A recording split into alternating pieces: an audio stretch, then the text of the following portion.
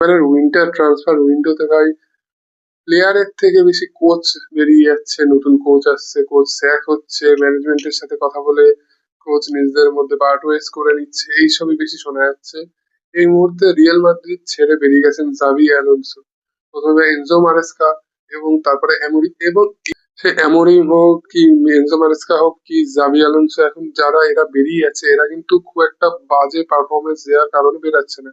হ্যাঁ, এমরিমের হয়তো একটু বাজে পারফরমেন্স ছিল, এরা কিন্তু মেনলি বেরাচ্ছে যেটা দেখা যাচ্ছে ইন্টারনাল ঝামেলার কারণে, কিছু ইগোর কারণে, কিছু প্লেয়ার, কিছু ওনাররা তাদের উপর কথা না বলে চাপিয়ে দিতে চাইছে, তাদের বিরুদ্ধে কিছু কথা বললে তাদেরকে হাঁটিয়ে দেওয়ার চেষ্টা করছে, যেটা মারেস্কার ক্ষেত্রে এমরিমের ক্ষেত্রে হয়েছিল। কিন্তু জাভি অ্যালোনসোর ক্ষেত্রে যেটা হয়েছিল দেখবে ফাইনালে এল ক্লাসিকোর পরে যখন বার্সেলোনা ট্রফি আনতে যায় তখন গ্ল্যাড অফ অনারের জন্য দুপাশে যে রানার্স টিম দাঁড়িয়ে থাকে যাতে উইনার টিমটা তাদের মাঝখান দিয়ে যাক সেই মেডেল নেওয়ার পরে, সেই জিনিসটা জাভি আলোনসো করতে চেয়েছিল রিয়াল মাদ্রিদের টিম নিয়ে, কিন্তু সেটা এমবাপে অস্বীকার করে এবং এমবাপে পুরো টিম নিয়ে চলে যায়। এমবাপের প্রতি যতটা সম্মান ছিল পরে অতটা সম্মান ঠিক রাখা যায় না, এমবাপে প্রচন্ড ঘৃণ্য একটি বাজে কাজ করেছেন। প্লেয়ার মেন্টালিটি হিসাবে এটা করা প্রচন্ড নিন্দনীয় এমবাপের, এবং তারপরেই জাভি আলোনসোর সাথে একটা ইগোর লড়াই বাঁধে এবং তারপর থেকে আস্তে আস্তে ধোঁয়াশা তৈরি হয়। অনেকদিন ধরে শোনা যাচ্ছিল যে ম্যাচ জেতা সত্ত্বেও ইন্টারনাল কিছু প্রবলেম এটা সেটার কারণে জাভি আলোনসো বেরিয়ে যেতে পারে।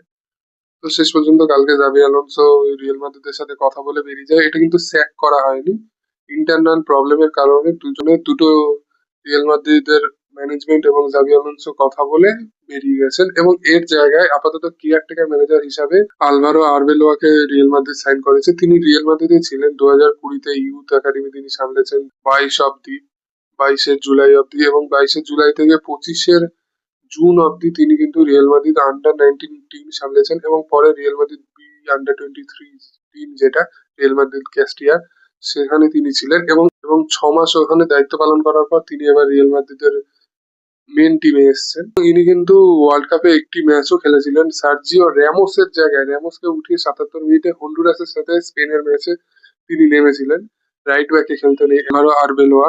জাভি আলোনসোর থেকে ভালো হবে কিছু নাকি আরো কিছু বাজে হবে সেটাই দেখার বিষয়, দেখা যাক কি হয়।